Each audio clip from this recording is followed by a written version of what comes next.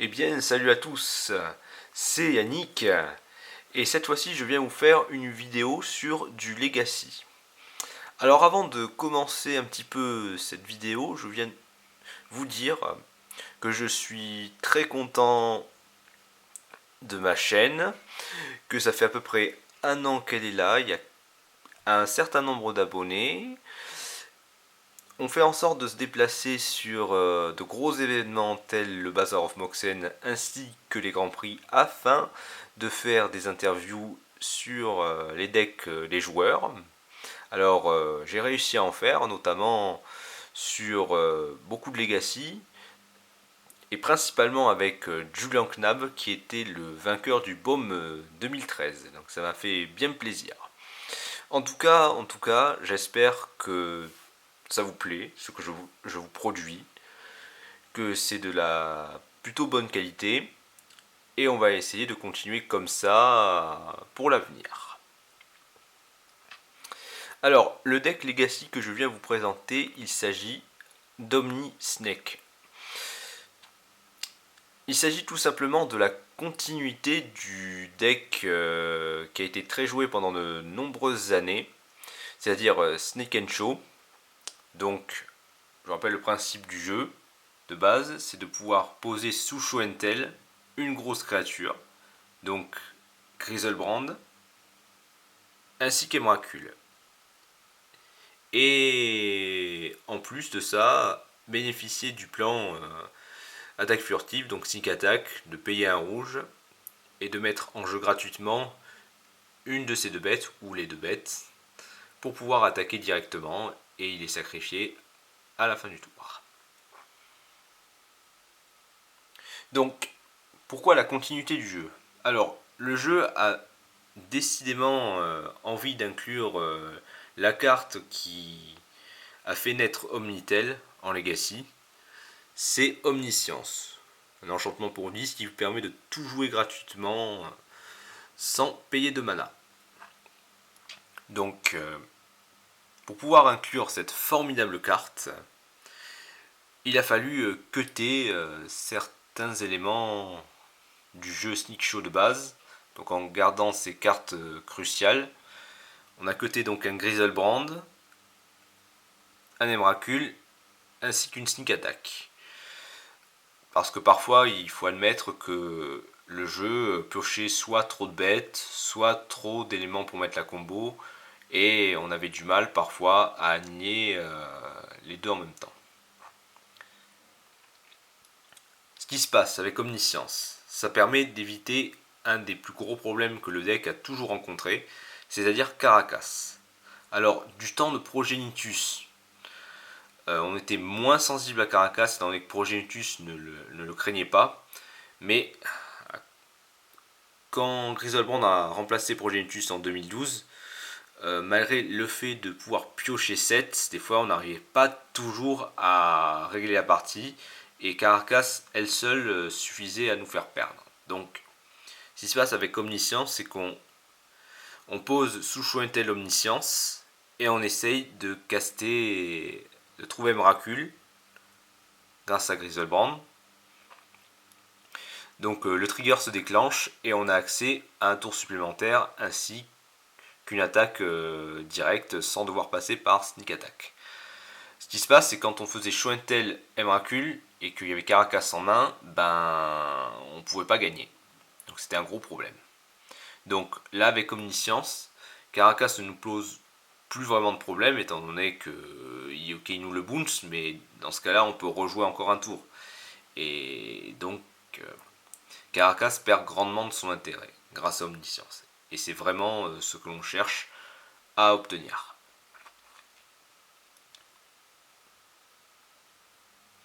Alors voici un petit peu les éléments qui le composent. Alors la mana base, donc 4 îles de base.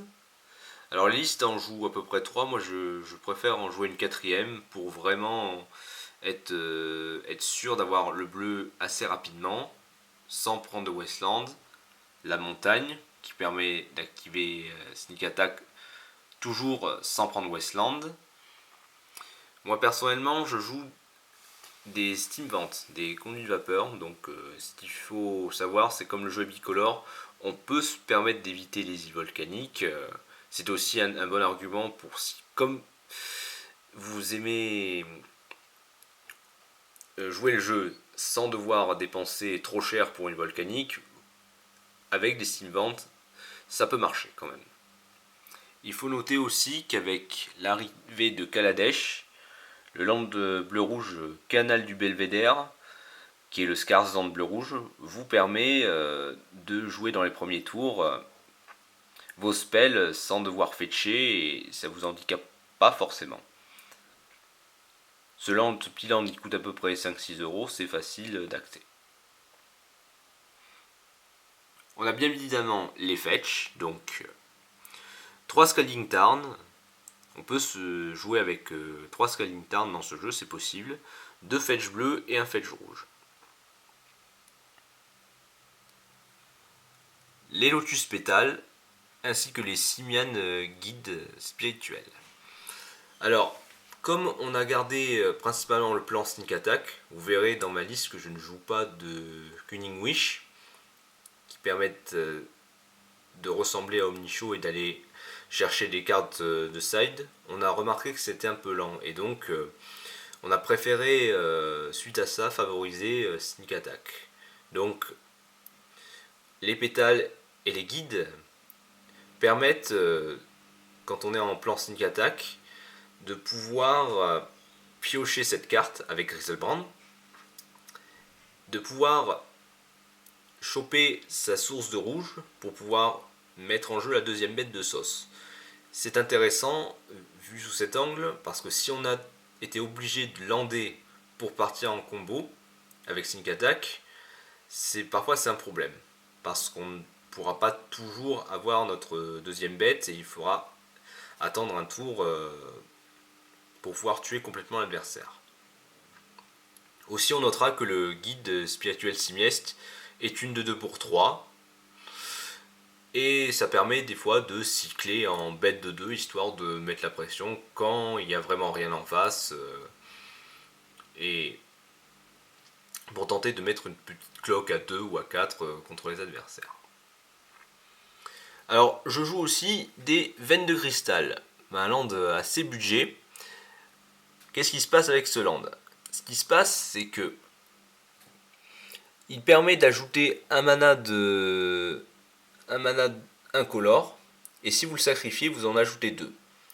Ce qui se passe, c'est qu'on a préféré ça à Cité des Traites et Ancienne Tombe, parce que Ancienne Tombe, déjà, c'est bien, mais ça met des pains, parce que vous perdez 2 PV à chaque fois que vous l'activez, donc c'est un peu pénible parfois, surtout quand vous devez activer Griselbrand assez rapidement. Et Cité des Traîtres, sur le long terme, c'est une carte qui est pas super. Ok, ça vous produit de l'incolore, mais si vous posez, si c'est votre, vous mettez en jeu un deuxième land, vous êtes obligé de le sacrifier. Donc parfois ça va vous poser de gros soucis. Avec Veine de Cristal, on évite ces problèmes.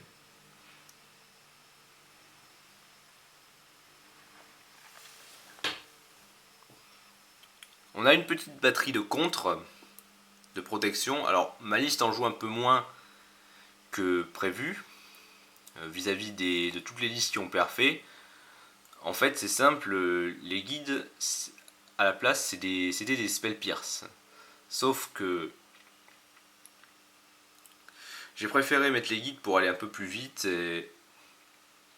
Alors on a gardé quand même les Force of Will ainsi que les misdirections. Une misdirection que j'aime beaucoup, qui permet de retourner la défausse contre les adversaires, notamment Imtuturak. Alors vous devez savoir que quand l'adversaire lance un Imtuturak contre nous et qu'on a misdi, c'est simple, il va perdre une carte, vous allez jouer votre misdi, vous allez perdre donc votre misdi ainsi qu'une carte bleue que vous aurez pitché dessus. L'adversaire va devoir défausser lui-même de 2 cartes au hasard. Et c'est vraiment énorme parce que ça permet de retourner le spell qui est censé nous causer du tort contre l'adversaire. C'est vraiment juste énorme. Ça permet aussi de contrer un contre. Donc c'est pas du tout négligeable.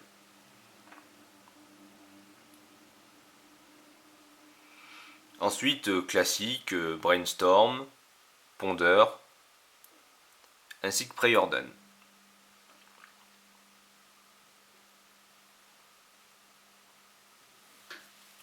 On a eu des petits slots aussi flexibles, donc Feu Glace, Toupie. Feu Glace qui sert contre certaines créatures, notamment contre les tax decks, donc Talia, Dark Confident, tous ces decks là, vous pouvez gérer 2 bêtes à la fois, donc ça sert aussi contre le Delver, donc c'est vraiment pas mal. Et ça peut permettre parfois d'engager un permanent, un gros permanent qui pourrait vous causer des problèmes, tout en piochant. On notera aussi que c'est une carte bleue, donc ça se pitch sur Force of Will et sur Misdirection. Alors le petit Jace prodige de Vryn. Alors à la base je voulais mettre le Minsculptor, sauf que on s'est aperçu que le Minsculptor c'était bien, mais on tuait rarement avec, et on faisait juste que des Brainstorm. Ce qui se passe c'est qu'avec ce petit Jace, déjà il coûte 2, c'est une 0-2, vous pouvez le mettre en jeu au premier tour grâce à un départ de style Land, Pédale Lotus ou Land bleu, Guide spirituel simiesque. Ça permet tout simplement de pouvoir l'engager pour piocher et se défausser. Si vous avez 5 cartes au cimetière au minimum, et il se retourne. Alors le fait de pouvoir se retourner, ça permet surtout le -3 de pouvoir rejouer un show and tell du cimetière si jamais un show and tell aurait pu se faire contrer ou se faire défausser.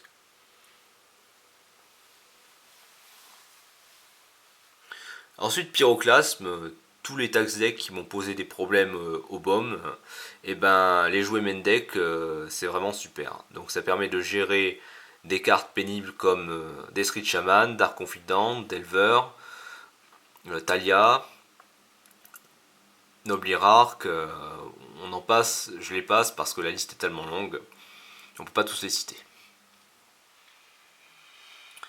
Alors, ensuite, on va passer à notre planche de réserve, tout en parlant des match-ups. Alors, pour gérer tous les match-ups land et deck tricolore du Metagame Legacy, Blood Moon, c'est votre meilleur ami. Il faut savoir que Blood Moon, il y a des Sneak Show ou Omni Sneak Show qui les jouent main deck. On se demande un peu pourquoi. Parce qu'ils veulent tout simplement réduire à néant tous les jeux tricolores qui sont problématiques dans le format, notamment Team America, Bull Charles, Esperblade, plus très joué en ce moment, Grixis Pyromancer, ainsi que tous les decks land à base de Dark Depths. Alors dans la brèche, parfois contre certains match-up, on va vouloir virer les show and tell, ou en virer un ou deux. Donc dans la brèche, ça permet tout simplement de les remplacer.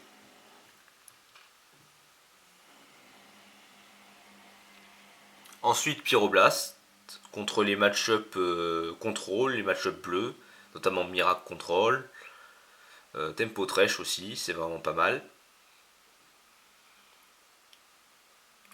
Moi personnellement je joue des Hydroblast contre les deck burn.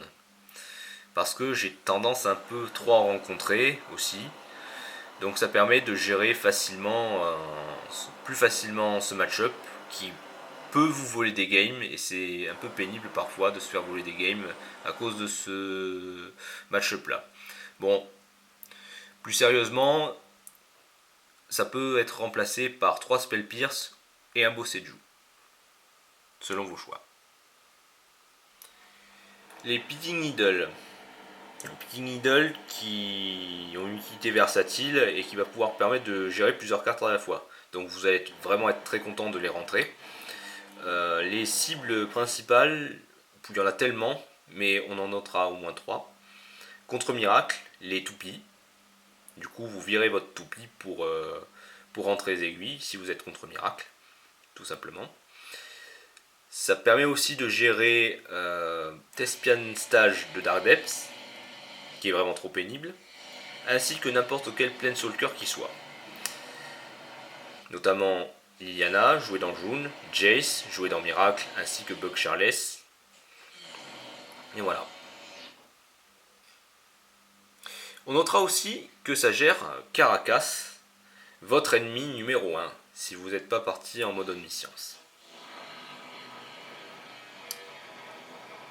Ainsi que Vérité Résonante pour gérer tout ce qui peut vous poser problème, contre Miracle notamment, Counterbalance, les tokens de Manaless Dredge qui sont très joués. Manaless Dredge est un jeu qui pose des soucis, potentiellement, donc lui bouncer ses tokens c'est bien. Ça bounce n'importe quel type de token, notamment ceux de Empty the Warren, joués dans Storm, ainsi que les tokens de Miracle.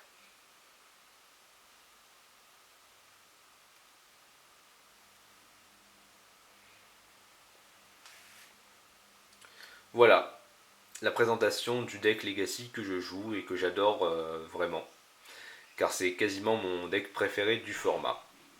J'espère que cette vidéo vous aura plu et je vous retrouve pour d'autres descriptions de decks et de nouvelles interviews qui tomberont dans l'avenir. Allez, je vous dis salut et à bientôt.